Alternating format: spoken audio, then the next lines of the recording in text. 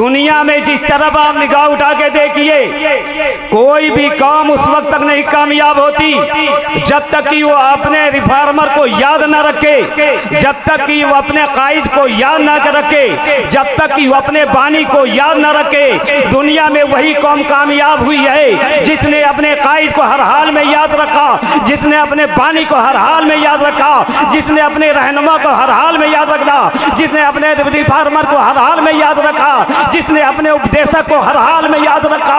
और तारीख हमें यह बताती है कि मजहब इस्लाम के मानने वालों ने अपने कायद को जिस तरीके से याद रखा, अपने रहबर को जिस तरीके से याद रखा, अपने बानी को जिस तरीके से याद रखा, अपने रिफॉर्मर को जिस तरीके से याद रखा, अपने मसले को जिस तरीके से याद रखा, दुनिया की कोई भी कौम अपने रहबर को इस तरीके से याद नहीं रखी जिस तरीके से दुनिया के मुसलमानों ने अपने पैगंबर आखिरुज़्ज़मा सल्लल्लाहु तआला अलैहि वसल्लम की जिंदगी को याद रखा। यही वजह है कि एक मुसलमान होने की हैसियत से हमारा फर्ज ये बनता है कि हम अल्लाह से मोहब्बत फरमाएं, हमारा फर्ज ये बनता है हम कुरान से मोहब्बत करें, हमारा फर्ज ये बनता है हम रसूल से मोहब्बत करें। और रसूल गिरामी वक़ार सल्लल्लाहु तआला अलैहि वसल्लम की वो ज़ात गिरामी है जिसे दुनिया बाइस इजाद आलम के नाम से याद करती है, जिसे दुनिया मुस्लिम इंसानियत के नाम से याद करती है, जिसे दुनिया ताहा के नाम से याद करती है, जिसे दुनिया यासीन के नाम से याद करती है, जिसे दुनिया मुदस्सिर के नाम से याद करती है, जिसे दुनिया मुज़म्मिल के नाम से याद करती है। वजह तारीख हमें यह बताती है कि इस दुनिया में एक दौर ऐसा भी था जब रब्बे कायनात के अलावा इस कायनात का वजूद नहीं था, इंसान मौजूद नहीं था, चांद मौजूद नहीं था, जमीन मौजूद नहीं थी, आसमान मौजूद नहीं था, गर्दिशे लैलो निहार मौजूद नहीं थे। फिर जब परवरदिगारे आलम चाहता है उसकी खालिकियत का ऐलान किया जाए,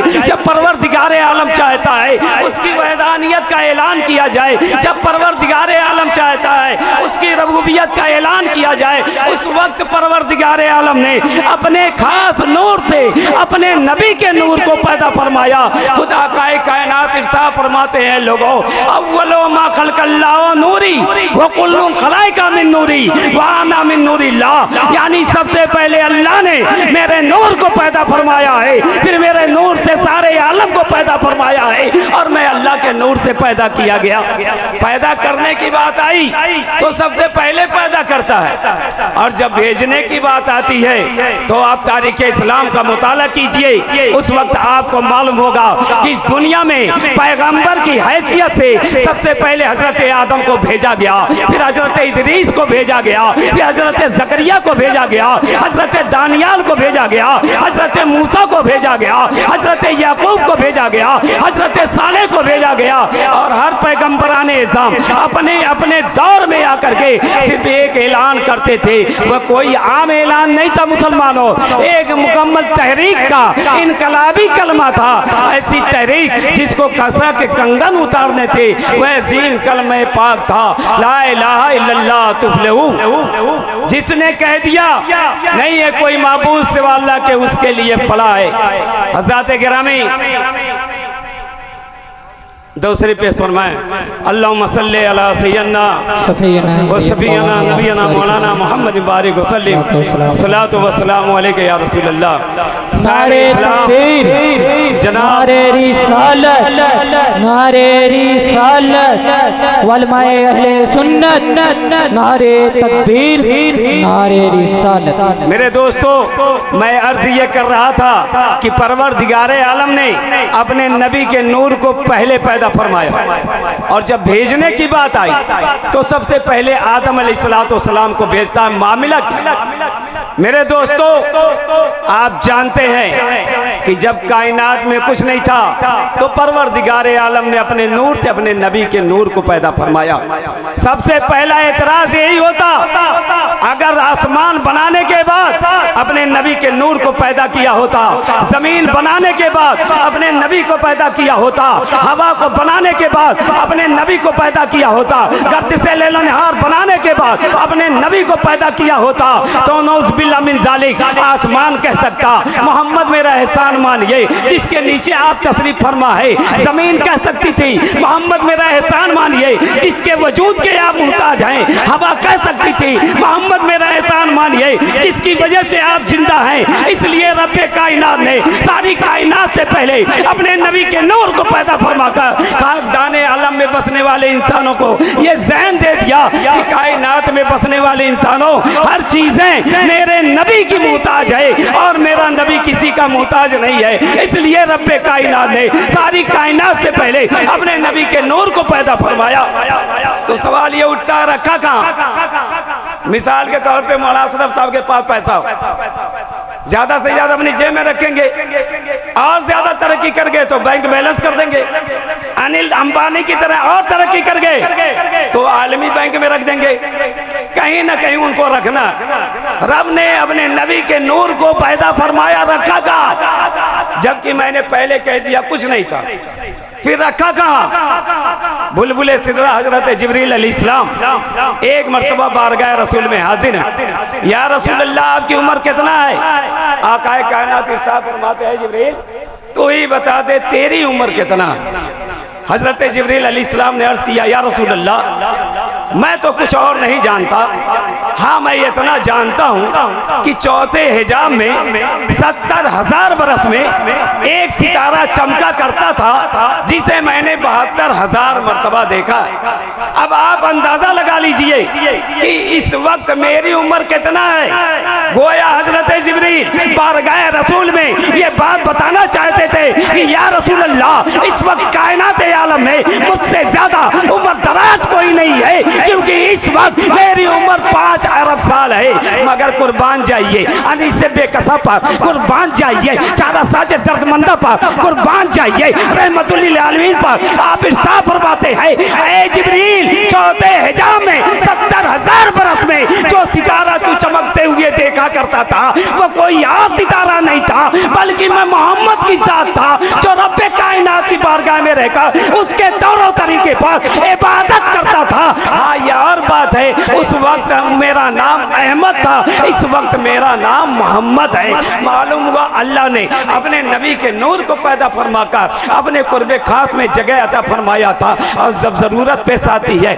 ऐसे पैगंबर को भेजने की, उस वक्त परवरदिगारे आलम 1,24,000 या 2,24,000 कम बेस अंबियाए किराम को पैदा फरमाता है। मेरे दोस्तों अभी मैंने कहा मेरा नबी नूर और नस्से कतई से साबित है, क्योंकि परवरदिगारे आलम खुद कुरान हकीम में इरशाद फरमाता है कद जाकुम मिनल्लाहि नूरुन व किताबुम मुबीन। तहकीक की तुम्हारे पास अल्लाह की जानिब से एक नूर आया और रोशन किताब।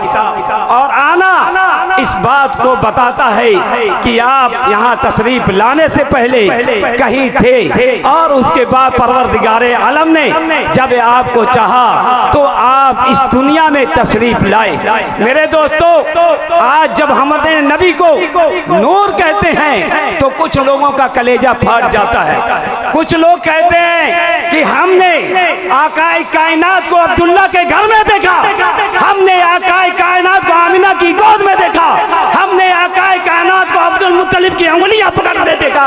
हम ये तस्लीम नहीं कर सकते कि अल्लाह के नबी नूर हैं। नौज़ बिल्लाह मिन ज़ालिक। उनका अकीदा ये बताता है कि उनका मुकम्मल ईमान अपने नबी पर नहीं है, लेकिन जिस इंसान का ईमान अपने नबी पर है वो कल भी कहता था, आज भी कहता है और सुबह क़यामत तक कहता रहेगा तेरी नस्ल पाक में है बच्चा बच्चा नूर का, तू है ऐने नूर, तेरा सब घराना नूर का। और एक बात और मैं बता दूं, फलसफा का एक कानून है। फलसफी कहते हैं जिस्म को मकान चाहिए, खुला मुहाल है। जिस्म को मकान चाहिए, खुला मुहाल है। मिसाल के तौर पर एक मछली को ले लिया जाए, अगर उसे पोखरे में से निकाल कर किसी नरम गरम बिस्तर पे सुला दिया जाए तो बताइए आप हजरात, क्या मछली जिंदा रहेगी? हाथ उठा के बताइए, जिंदा रहेगी?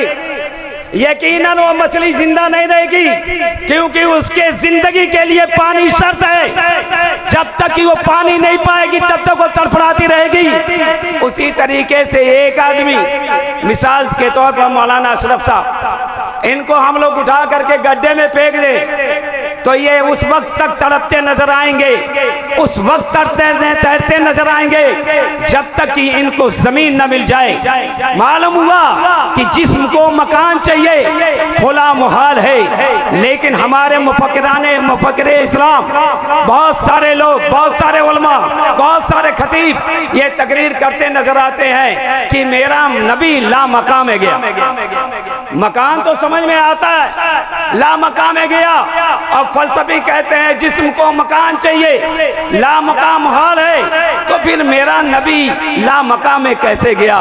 इसका दो जवाब। पहला जवाब तो ये कि आपने अभी सुना कि जब कुछ नहीं था तो नबी को बनाया गया, गोया मकान भी नबी का मकान है, ला मकाम भी नबी का मकाम है। तुम 10 मरतबा अपने नानी के यहाँ जाते हो, हमें कोई एतराज नहीं है। तुम 50 मरतबा अपने खाला के यहाँ जाते हो, हमें कोई गिला नहीं है। और एक मरतबा अगर नबी अपने असली मकान पे चला जाए तो तुम्हारे कलेजे पर सांप लौटने लगता है। जबकि मेरा इमाम इसको मोहब्बत आला हजरत फाज़िल बरेलवी साहब फरमाते हैं, वही लामका के मकी हुए सरे अर्श तक नसी हुए, वह नबी है जिसके है मकाम, वह खुदा है जिसका मकान है।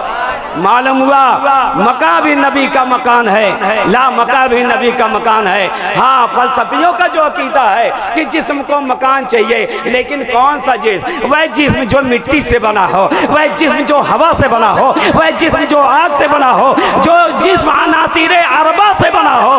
फलसफी उसकी हकीकत को समझ सकते हैं, लेकिन नूर वाले की हकीकत को नहीं समझा जा सकता। मेरा नबी नूर है, कत्ते सदगत के नस्से कतई से साबित है, क्योंकि रबी साहब फरमाता है कद जाको मिनल्लाह है नूरुन व किताबुम मुबीन, तहकीक कि तुम्हारे पास अल्लाह की जानिब से एक नूर आया और रोशन किताब। और यहाँ नूर से मुराद आका कायनात की मुकम्मल तस्वीर है। मेरे दोस्तों, एक और मिसाल मैं देकर के गुजर जाना चाहता हूँ। हमारे महबूब गिरामी अल्लामा जमाल अहमद साहब किबला, जो हमारे उस्ताद के कायम मकाम है, ये आपके सामने मौजूद हैं। आप उनसे पूछ सकते हैं कि जब बच्चा माँ के पेट में होता है, जब बच्चा माँ के पेट में होता है, तो जो अय्याम औरतों को हर महीने आते हैं वह अय्याम रुक जाते हैं। मैंने कहा मौलाना जमाल साहब ऐसा क्यों? उन्होंने कहा मौलाना, ये जो हम कहते हैं कि जो अय्याम औरतों के यहाँ आते हैं वह अय्याम जब बच्चा पेट में होता है तो रुक जाता है। क्यों रुकता है जानते हो? मैंने कहा नहीं जानता। क्या इसलिए रुकता है कि उसी से बच्चों की परवरिश और पर्दात होती है पेट में। अय्याम रुक जाते हैं, मसीयत रब्बी उसी से इंसान के जिस्म को सही करती है। इंसान की आंख को बनाया जाता है, इंसान के कान को बनाया जाता है, इंसान के आंख को बनाया जाता है, इंसान के पैर को बनाया जाता है, इंसान के हाथ को बनाया जाता है।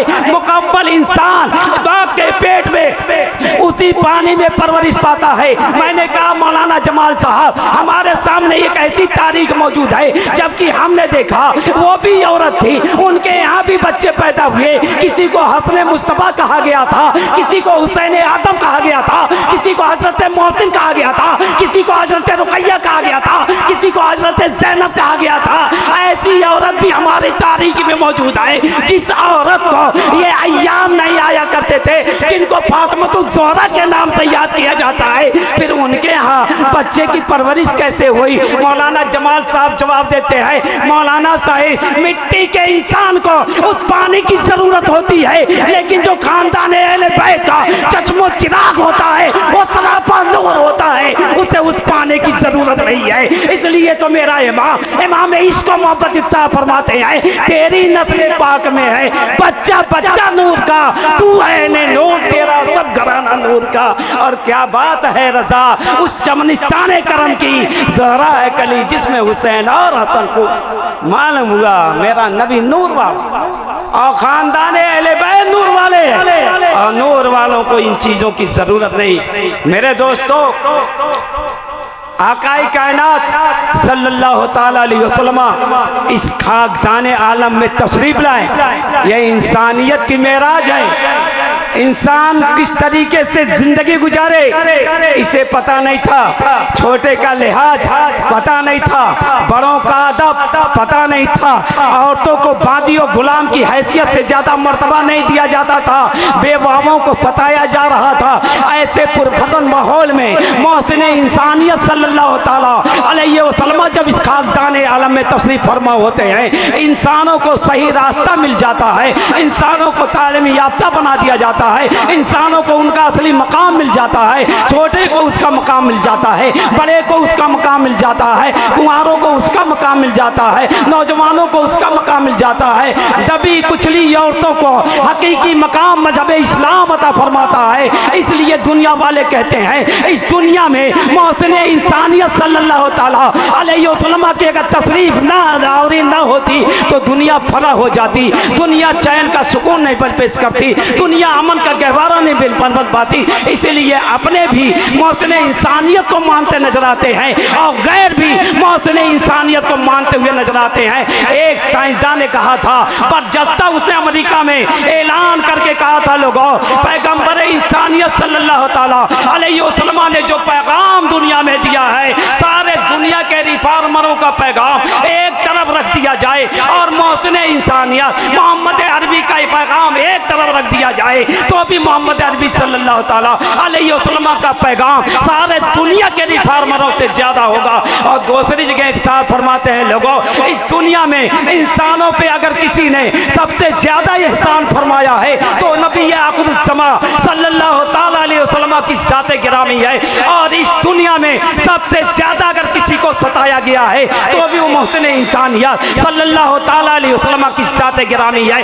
और आज भी जो अमन का पैगाम पेश करते हैं उन पे लाठियां बरसाई जाती है, जो अमन की तालीम देते हैं उन पे लाठियां बरसाई जाती है, जो पैगाम इंसानियत लोगों को बताने की कोशिश करते हैं उन पे लाठियां बरसाई जाती है। और जो खुल्लम खुल्ला कानून का उल्लंघन करते हैं, अपने संविधान की धज्जियां उड़ाते हैं, उनको फूल का सेहरा पहनाया जाता है। मेरे कहने का यह मतलब नहीं है कि इस तरीके की दो रुखी पालिकी से हमारा मुल्क चल सकता है, नहीं मेरे दोस्तों। इस दुनिया में खास तौर से मुल्क हिंदुस्तान में हमारा फर्ज ये बनता है कि हम दूसरों से मोहब्बत करें, हमारा ये फर्ज बनता है कि हम दूसरी कौम के लोगों से भी प्यार से बात करें, हमारा फर्ज ये बनता है कि जिस तरीके से मोहसिन आज़म सल्लल्लाहु ताला अलैहि वसल्लम ने जो पैगाम मजहब इस्लाम के नाम पे हमें अता फरमाया है उस पैगाम को आम करें। वह पैगाम क्या था? आकाए कायनात सल्लल्लाहु ताला अलैहि वसल्लम मक्का की वादी में उस वक्त ऐलान फरमाते हैं जब आपको हर तरीके से सताया जा रहा था, आपका चचा अबू तालिब आपका दुश्मन था, आपका चचा अबू लहब आपका दुश्मन था, खानदान हाशमी आपके मुकम्मल दुश्मन थे। ऐसे पुरफतन माहौल में हकीम सादिक सल्लल्लाहु ताला अलैहि वसल्लम ने ऐलान फरमाया था, लोगों सुन लो, जिसने एक इंसान की जान बचा ली उसने पूरे इंसानियत के साथ एहसान कर दिया। मालूम हुआ कि पैगंबर इस्लाम सल्लल्लाहु ताला अलैहि वसल्लम ने जो पैगाम दिया है वह पैगाम अगर हम दुनिया में आम कर दें तो ये दुनिया अमन का गहवारा बनती हुई नजर आएगी। नारे तकबीर।